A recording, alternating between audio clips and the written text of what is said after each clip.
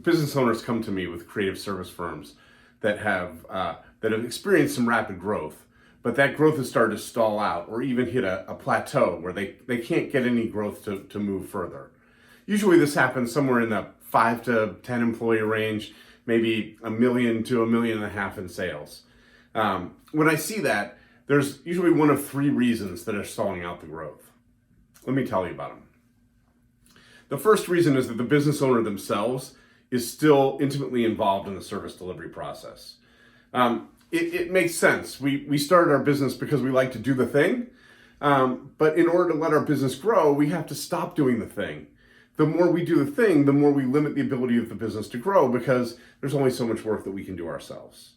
So if you're still in the projects, you're limiting your firm's growth. The second thing I see that limits growth is when business owners are going out trying to solve every problem. And so they go see a client or a prospect, and that client gives them a problem to solve that's unique and that's interesting and that'll be fun.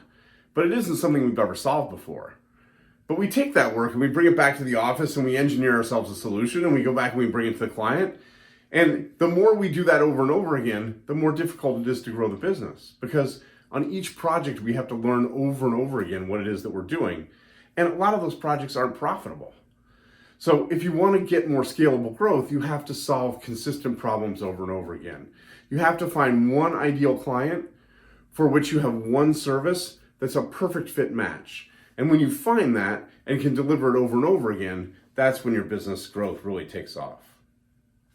Finally, there are some people that have found that perfect fit client and they've identified the solution that really fits for them. And so they're bringing in consistent work that's kind of the same problem over and over again, but they don't have any processes behind them.